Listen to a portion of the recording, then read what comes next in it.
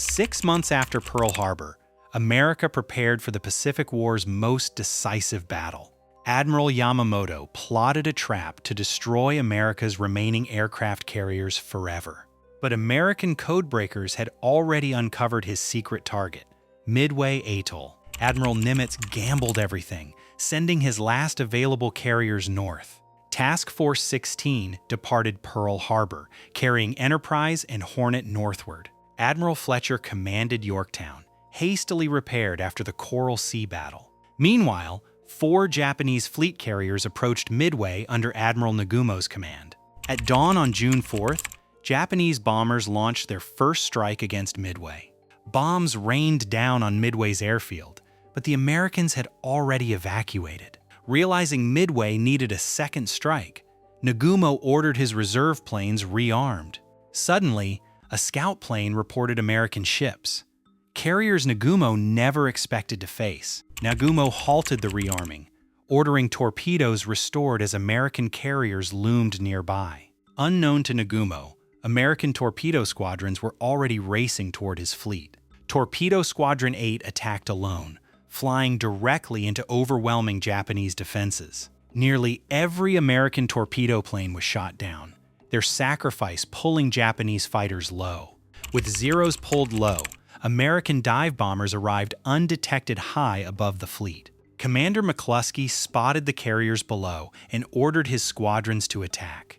Dauntless dive bombers plunged downward, engines screaming toward Akagi and Kaga. Bombs struck Akagi's flight deck, igniting fueled aircraft and exposed ammunition instantly. Within 6 minutes, Kaga and Sōryū were also transformed into blazing infernos. Admiral Nagumo watched in disbelief as his pride of the Navy burned. Sailors abandoned ship as flames consumed Akagi's hangar deck from within. Only Hiryū remained, and her commander prepared a furious counterattack.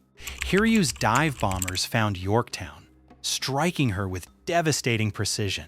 A second wave of torpedo bombers struck Yorktown again hours later. Crews abandoned Yorktown, certain the proud carrier could not survive. Enterprise dive bombers located Hiryū that evening, launching America's final devastating strike. Bombs tore through Hiryū's deck, igniting the last operational Japanese carrier. All 4 Japanese fleet carriers now burned.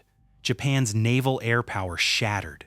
Admiral Yamaguchi chose to remain aboard Hiryū as she finally sank. Yamamoto received the catastrophic news aboard his flagship, far from battle. Reluctantly, Yamamoto ordered the Japanese fleet to retreat westward, defeated. Submarine I-168 found the crippled Yorktown still afloat, under tow. Torpedoes struck Yorktown and the destroyer Hammond, sinking both vessels. Yorktown finally capsized and sank on the morning of June 7th. In 4 days, Japan lost 4 carriers and over 3,000 sailors. Japan lost its most experienced pilots, men who could never be replaced. America lost 1 carrier and 1 destroyer, a fraction of Japan's losses. Historians later called Midway the turning point of the entire Pacific War. Before Midway, Japan held the offensive.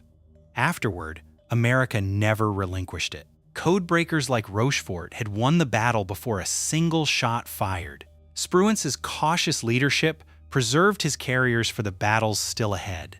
Wreckage of Akagi and Kaga lay undiscovered for over 70 years. In 2019, explorers finally located Kaga and Akagi on the ocean floor. Yorktown's wreck was found in 1998, remarkably preserved at great depth. Veterans of Midway returned home as heroes of America's greatest naval victory. The Doolittle raid had provoked Yamamoto's fateful gamble months before Midway. Midway proved that intelligence and timing could overcome overwhelming material disadvantage. Today, Midway Atoll remains a quiet memorial to those who fought there. The battle's outcome shaped naval strategy and warfare for generations afterward. 4 days in June 1942 forever changed the course of world history. Nimitz called it a victory that could never be fully explained by luck. Surviving pilots carried memories of burning carriers for the rest of their lives. The wreck sites remain protected as a national marine sanctuary today. Midway remains studied today in every American Naval War College classroom. Without Midway's victory, the entire trajectory of the Pacific War shifts. American shipyards soon produced new carriers faster than Japan could ever match. Japan, by contrast, could never replace its lost carriers or veteran aircrews. Midway's lessons in intelligence, timing, and courage still resonate today. Veteran reunions still gather each June to honor the Midway survivors. Historians still debate which single decision proved most decisive that day. Some call it luck, others call it the finest naval intelligence triumph.